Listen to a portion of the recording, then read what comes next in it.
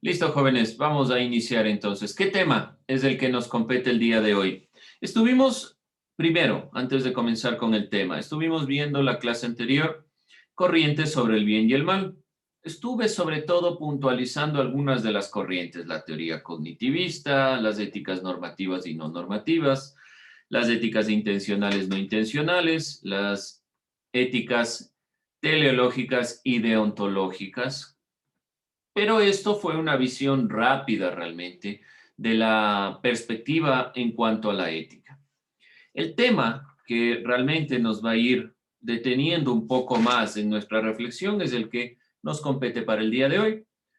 Posiciones ético-filosóficas del kantianismo y el utilitarismo. Por lo tanto, vamos a ver una corriente que es el utilitarismo y principalmente a Immanuel Kant. Kant es uno de los grandes filósofos que ha tratado algunos temas donde la ética es es una de sus preocupaciones más importantes en cuanto a la práctica. Tiene dos textos muy importantes que son sobre la práctica y sobre la teoría, la crítica de la razón pura y la crítica de la razón práctica. La práctica Kant le ve específicamente en este tema, a la ética. ¿Sí? Y comenzamos con esta pregunta. ¿Aplica la ética en su vida personal y social? Si no, ¿cómo? ¿Cómo lo hace? Por si acaso, partamos de la definición de qué era ética. No se olviden, la reflexión filosófica sobre el comportamiento moral. ¿Qué les estoy preguntando? ¿Reflexionan sobre su comportamiento en cuanto en su vida social, con sus amigos y demás? Y ustedes en su vida personal, en sí mismos, ¿ustedes analizan o no? ¿Qué me dicen? Vamos preguntándonos.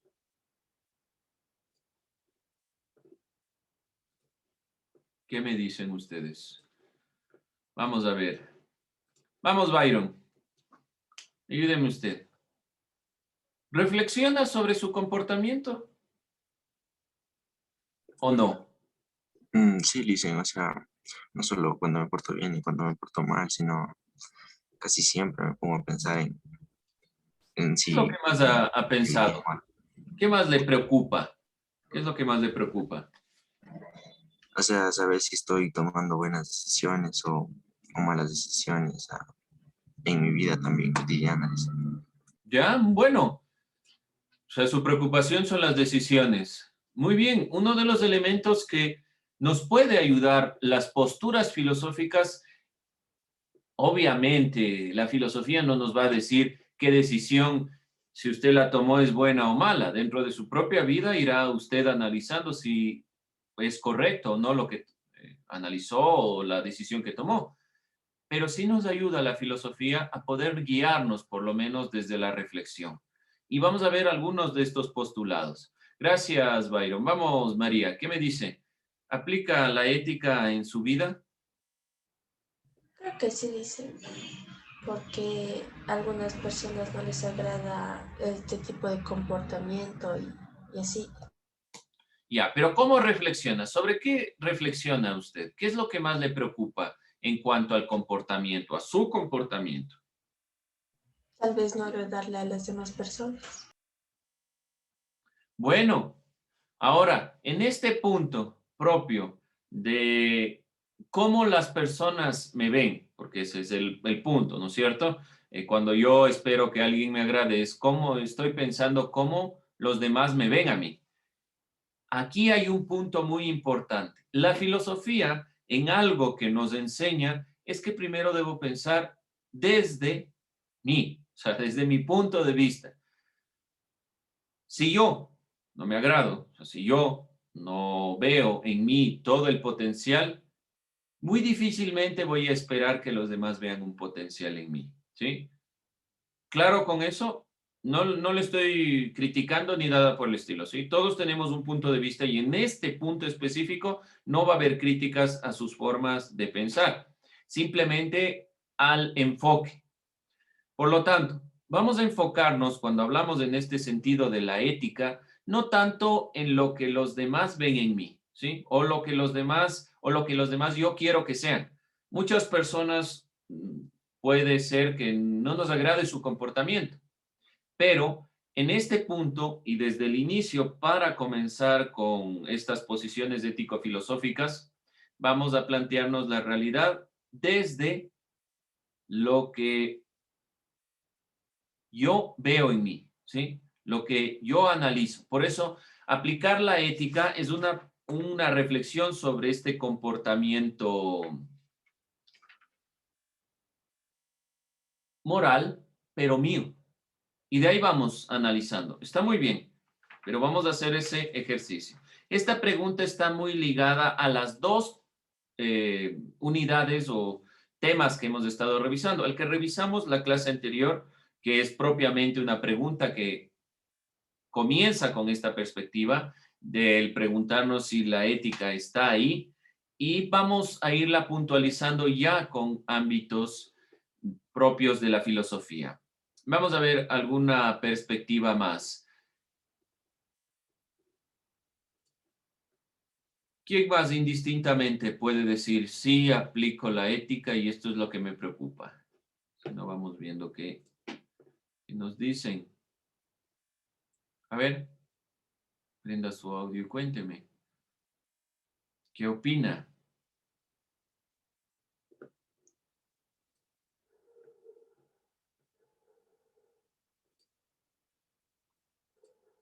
Vamos a ver entonces. Listen, Sí, ¿no? yo digo que la ética sí es observada en nuestras vidas, porque está reflejada en todos los actos y decisiones o comportamientos que hacemos en la escuela, trabajo y todas esas ¿Qué es lo que más le maneras. preocupa a usted, Madeleine?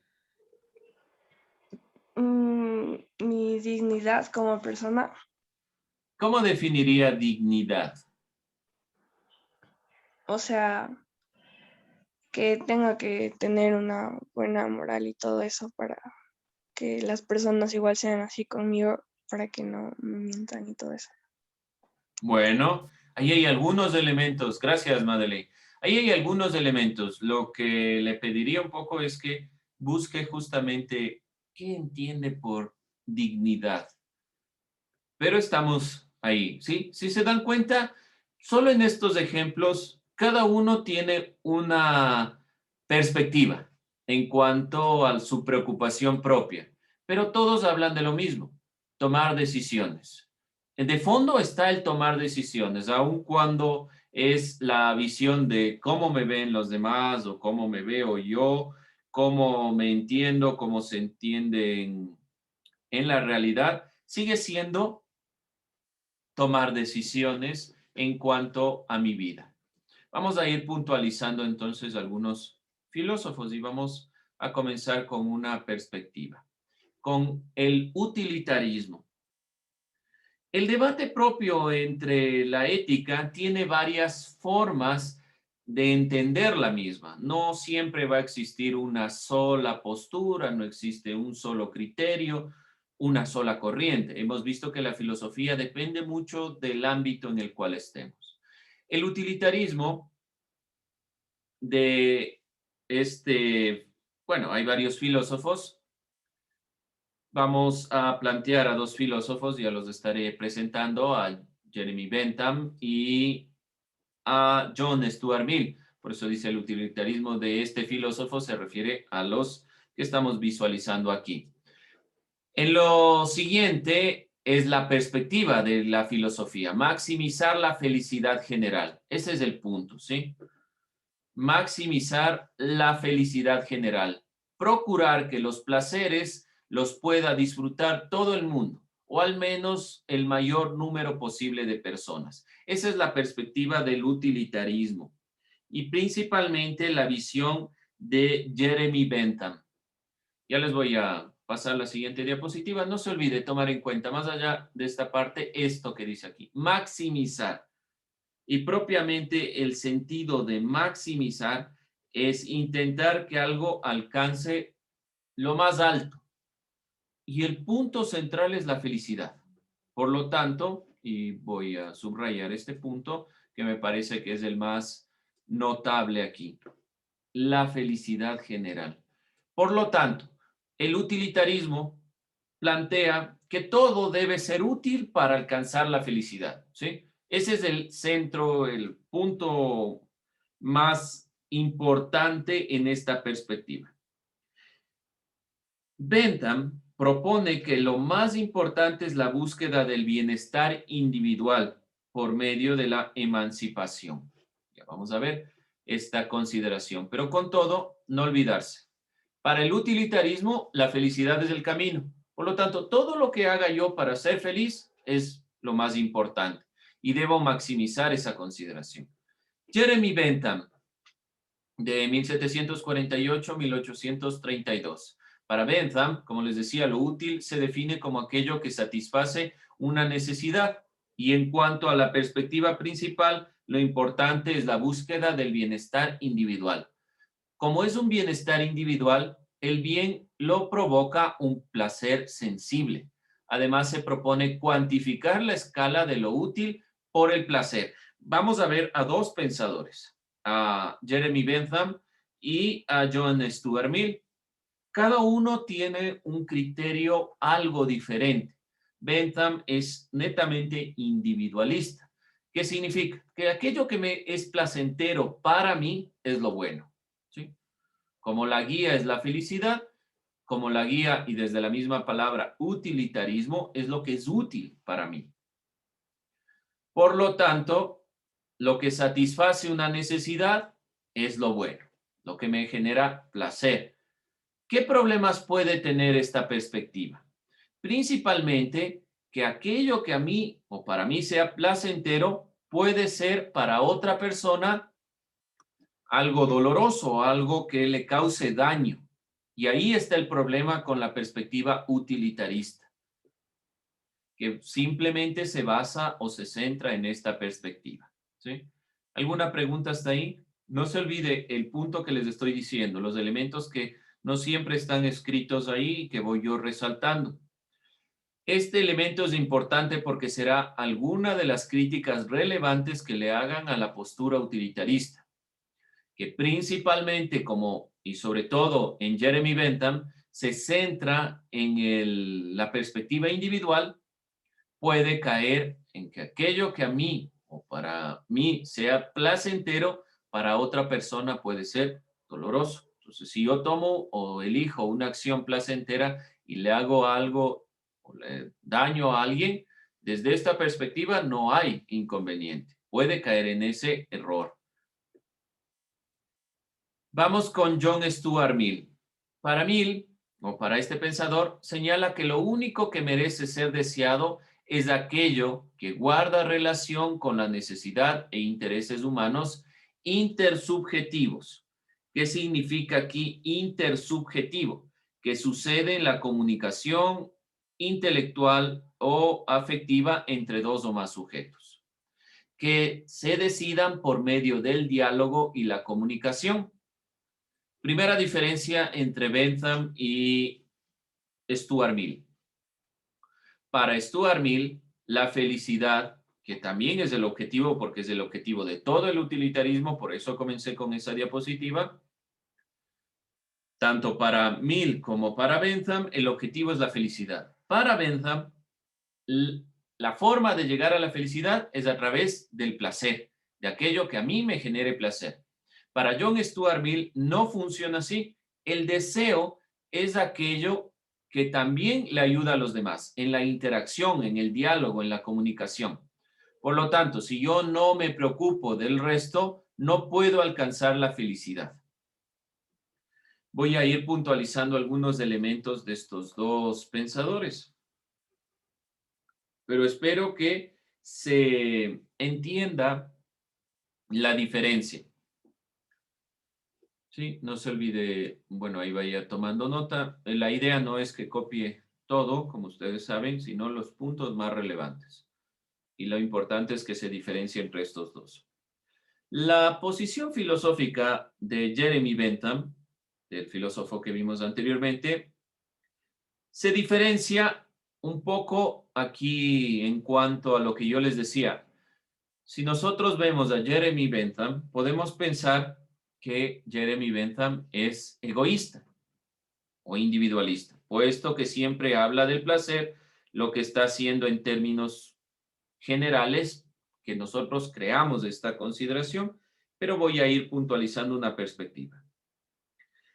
La posición de Bentham se diferencia del egoísmo, puesto que siempre que habla del placer lo está haciendo en términos sociales. Aquí vamos a puntualizar. Y antes de llegar a esta consideración, vamos a puntualizar esto y lo voy a hacer aquí.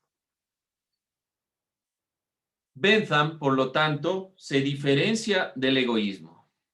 Hay una diferencia con el egoísmo. Esto es importante de tomar en cuenta. Deme un segundo para ponerlo por acá.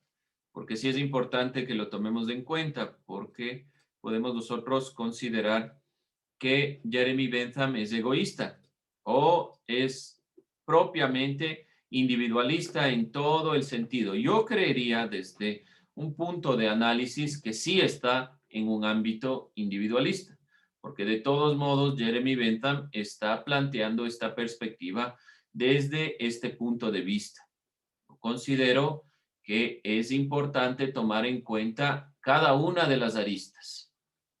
Aún así, se nos plantea que se diferencia del egoísmo porque principalmente Bentham habla en placer en términos sociales, ya que a cuantos más individuos se puede extender, mayor utilidad tendrá la acción humana, lo que nos decía esta anterior diapositiva, ¿sí?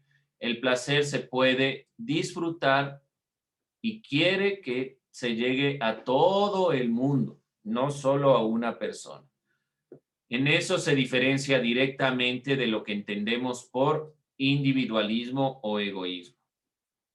Esta es una postura, pero sí ha caído los utilitarismos en estos problemas, en que sea principalmente solo una utilidad para llegar a una finalidad. ¿Alguna pregunta hasta ahí? ¿Algo que se quiera que se repita?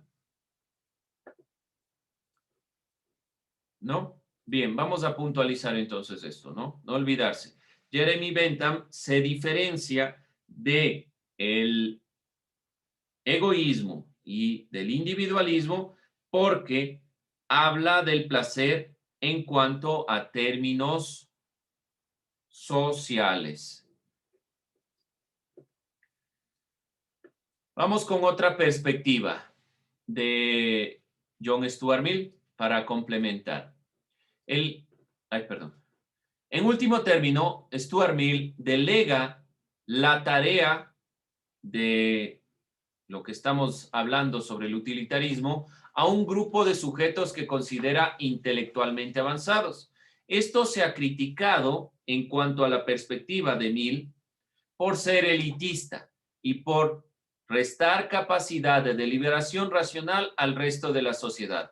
John Stuart Mill no solo fue un filósofo utilitarista, sino que también propició muchos de los procesos para un pensamiento democrático, un pensamiento de la época. Si vemos, Stuart Mill está 1806, 1873 y tiene algunas perspectivas en cuanto a esta visión.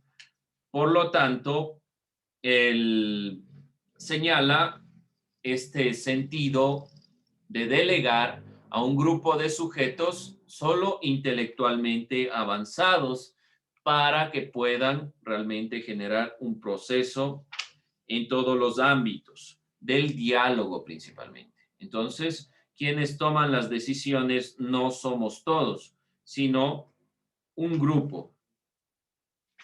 Y se va dando todos los procesos que nosotros conocemos. Bien, vamos a ir entonces complementando algunas ideas a partir de lo que nosotros estamos visualizando.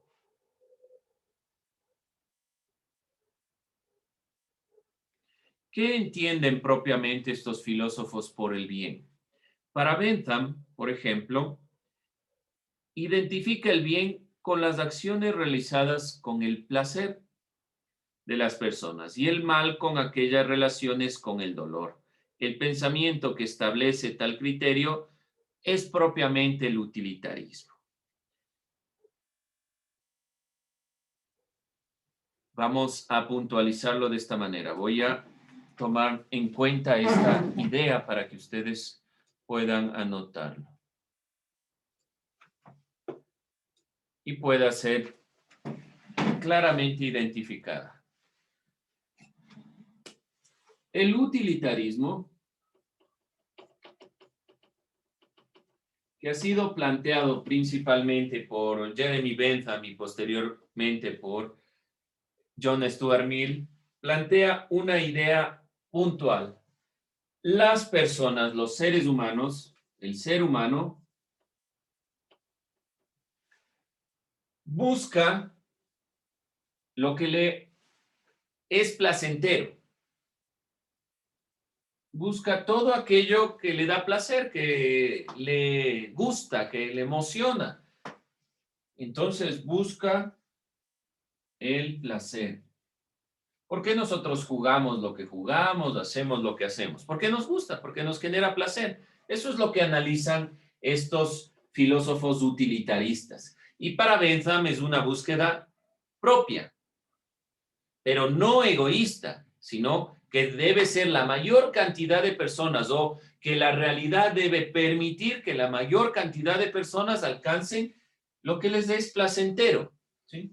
Y toda esta perspectiva filosófica plantea esta idea de que debemos hacer lo que nos gusta. Deben haber escuchado muchas veces esto, que no solo debe ser algo por lo cual nosotros debemos hacerlo necesariamente. Por ejemplo, buscar un trabajo, no solo porque el trabajo me genere réditos económicos, sino porque me guste. ¿Y qué quiere decir esto del gusto? Que me genere placer. Es muy utilitarista esta forma de pensar. ¿Y qué evita? Según el utilitarismo, se evita todo lo que genere dolor, se evita el dolor.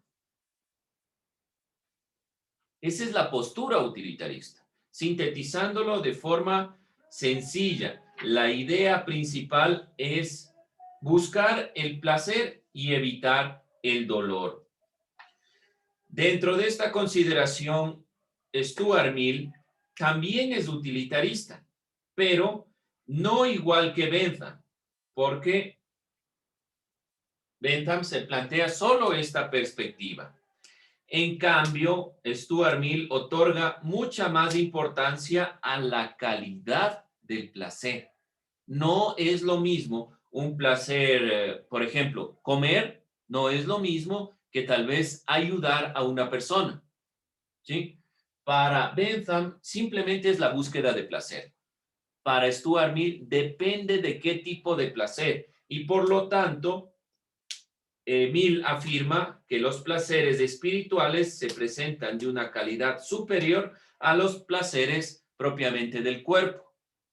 Dentro de esta consideración y dentro de la perspectiva propia de quienes deben juzgar qué es lo mejor, no somos todos, según Stuart Mill, sino que son solo un grupo de sujetos considerados intelectualmente avanzados, ¿sí? Esa es la perspectiva de John Stuart Mill.